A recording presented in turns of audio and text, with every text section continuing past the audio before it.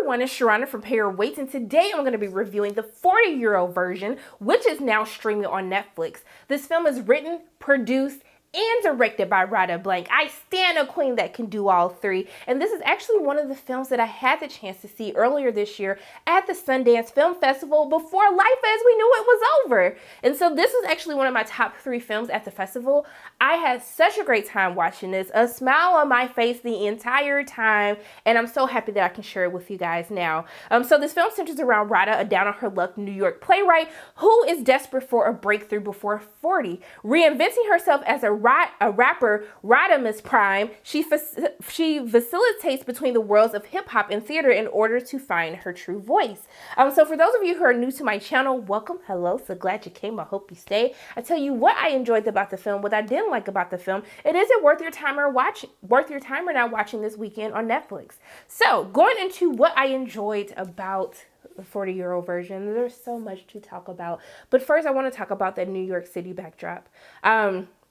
For those of you who live in New York City, who are fans of New York City, you're going to get your entire life with how this film is shot, the backdrops that we see. Also, too, Eric Bronco, the cinematographer, can we just take a moment to talk about how this is a film that has majority Black actors in it that is in black and white. Let me say that one more time. It is a film that is in black and white with majority Black actors. Okay, that is something that I never thought I would see done so well as it is in the 40-year version. Because let's be honest, it's people making films with Black people in color and can't even light them properly. So I was really impressed with the cinematography, with how these actors are shot throughout the course of the film. And I just thought that it was so well put together, so well shot. I really enjoyed it. But at the core, it's the writing for the 40-year version that truly gets me there. It's these themes of having a film about a woman at 40 who is experiencing life for like one of the first times, really realizing that, hey, like it is not too late to follow my dreams, and going with her on these journeys of trying to jumpstart her career even further, by getting her play financially back, or falling in love with D. Hey, D, call me. Okay, I'm sorry. I digress. Let me get back on task. But to see a film surrounding a Black woman who is career oriented, who is, finding romance, finding success, and even struggling with the fact of selling your creativity in order to get a check to pay these bills. There's so many relatable things that everyone can find something that they see themselves in. It's really just this theme of it's never too late to start your dreams, right? Always push for it. I love the fact that we watch this film, and not only is she pouring back into her community as she's a teacher, she's teaching these teenagers, these bad teenagers, okay, who are absolutely hilarious. And I do want to shout out Imani Lewis, also to Antonio Ortiz, and also to Haskiri Velasquez.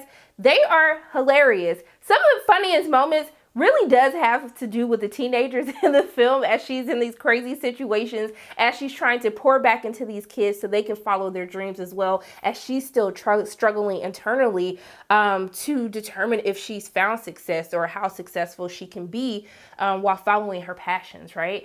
And I think it just makes for some very interesting shenanigans that happen, especially in the schoolroom scenes, but also too as she delves into her romance, right? So she has a love interest, Dee, who is a producer who's trying to help jumpstart her passion as being a rapper. And I love the interaction between them two, especially with her trying to discover or deal with something that even I deal with. Are you worthy of love? Are you deserving of love? Do you feel as though that you're ready for love or romance of any shape or form? I really enjoyed the dynamic between those two actors. It was one of my favorite parts to watch on screen, but it's really also too a love letter to hip hop, right?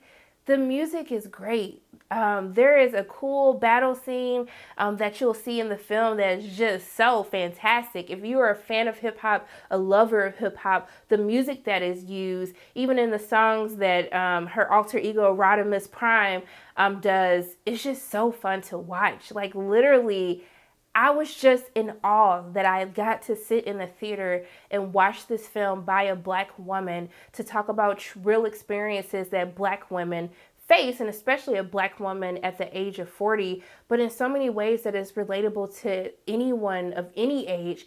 And it's an inspirational story to always follow your dreams, but also to always stay true to yourself. If there's any issue that I really did have with the film, I did feel as though that the film was a little bit too long. As we get into the third act, I thought the film was going to end at like 2 or 3 different times, points of the film, but it kept going. So I think from an editing standpoint, I do think a little bit of the film could have been snipped out and it would have flowed just as well. But yeah, like, is it worth your time watching the 40-year-old version on Netflix this weekend? I would definitely tell you guys to watch it. If you love New York City, if you just love watching movies about the Black experience by dope creators, this movie is for you. Okay, I said it. I said what I said. I'm telling you guys to watch this. As soon as you get done watching this video, stop, go to Netflix, hit play on the 40-year-old version. But those are my thoughts on the film. As always, my name is Sharonda from Pair Waits, and if you like what you saw today, make sure you hit the like button, hit subscribe, share this video with your friends, and make sure you hit that notification bell. And I love you guys 3000, and until I see you again, bye.